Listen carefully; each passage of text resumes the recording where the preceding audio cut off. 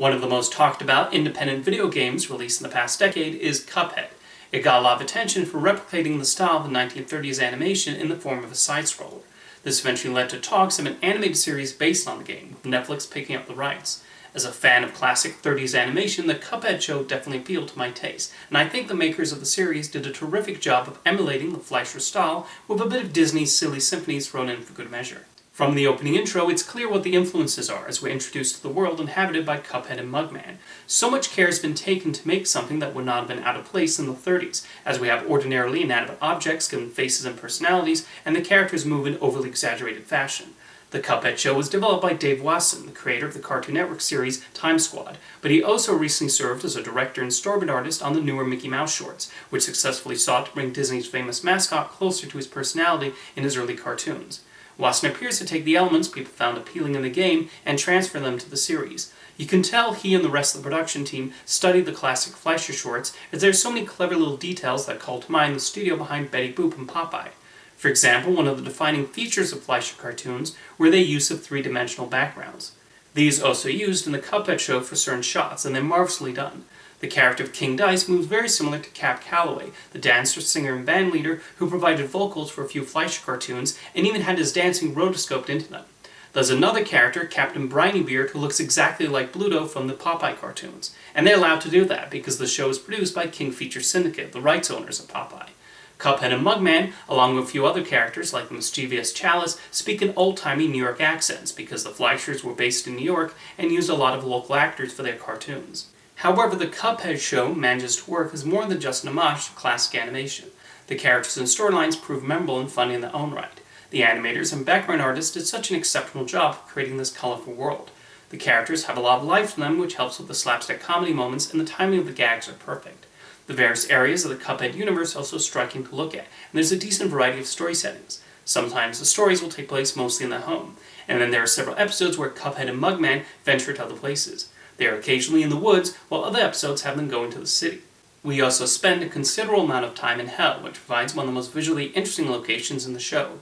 One of the best episodes is the one with Brinybeard, as Cuphead and Mugman sail with him on high seas. It's a fun take on maritime cartoons, like the ones with Popeye, and we even get a great guest appearance from Natasha Demetriou as a Medusa-like sea creature. I love they just have her do the same voice as her character from What We Do in the Shadows, but it also fits the sea monster. There's another episode where they wind up in a Candyland and come across a maniacal princess, and this has some terrific visuals of its own. I mentioned Hell earlier, which is where the devil resides, and he becomes one of the show's best characters. His arc as the villain of the show involves him attempting multiple times to get Cuphead's soul. He's hilariously over-the-top antagonist, and his continuous frustration with the whole deal leads to some great bits. In one episode, he tries to recruit some demons to go after Cuphead and Mugman, but his anger gets the better of him. His interactions with a bureaucratic pencil pusher who's a stickler for the rules of Hell and always gets on his nerves is also a fun running bit. However, Wasson and the writers knew not to make him the villain in every episode, and that makes any appearance he makes all the more special. Another important character is Chalice. As brilliantly voiced by Grey DeLisle, there's a lot of spunk to the character, and she alternates between helping the boys and getting them in trouble. As for Cuphead and Mugman, they provide strong and humorous leads. At first glance, they seem like similar characters, but the little differences between them become more evident as the show goes on. The writers came up with plenty of scenarios for them to partake in, mostly together, but a few times alone as well. The show also does a great job of exploring their relationship with their guardian, Elder Kettle. The writers don't go for the stereotypical kindly old soul, and instead depict him as ready to blow his top at any moment. I admit I've not played the video game, but looking at various clips and screenshots, it's remarkable how many of the characters and bosses they brought over to the series. For fans of the game, it must be a joy to see them pop up throughout the show, and I'm sure there's several Easter eggs I'm not privy to.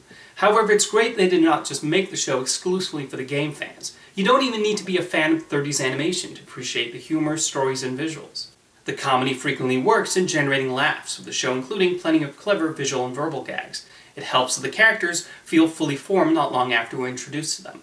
The hijinks Cuphead and Mugman get into provide a lot of opportunity for jokes. There's a good amount centered on the time period, while other stories involve the leads going up against an adversary they try to defeat in inventive ways. They also utilize storylines that you might see in a classic animated short. We get a storyline of them dealing with a mouse, while another has them encountering ghosts in a cemetery. Sometimes the writers go off in their own unique direction, though. One episode has Mugman getting annoyed with an ice cream man, and they take us down some wacky avenues. Another has a terrific running gag involving Cuphead and fireworks. Admittedly, the Cuphead Show features more dialogue than your typical cartoon of the era it's emulating. However, you have to consider that they're still making this for a modern audience, not merely classic cartoon buffs. The music does play a pivotal role in evoking the 30s, going for an appropriately jazzy vibe, and feeling right in line with what you might hear in a Fleischer cartoon. The theme song is especially good at getting one excited for the next episode, and it says a lot I never once pressed the skip intro button. I think the Cuphead Show is a wonderful animated series with an incredible attention to detail and recreating a classic style. Through the 25 episodes released so far, Dave Wasson and the artists and writers did an incredible job of making something that emulates the feel of 30s animated shorts while still giving us plenty of memorable characters with their own unique personalities. Of course, a large amount of credit also goes to Chad and Jared Moldenhauer, the creators of the Cuphead video game, for getting the ball rolling with their initial concept. It's a show that works really well judged on its own terms, while also appealing to my own classic cartoon-loving heart. And maybe the Cuphead Show might lead some younger viewers to watch the work of the Fleischers and other artists that inspired its look and feel. The series has apparently been performing very well on Netflix, so hopefully that'll be enough for them to produce more episodes following the initial batch they ordered. I would certainly be happy to watch more adventures with Cuphead, Mugman, Chalice, Elder Kettle, Devil, and the other residents of the Inkwell Isles. See you next time.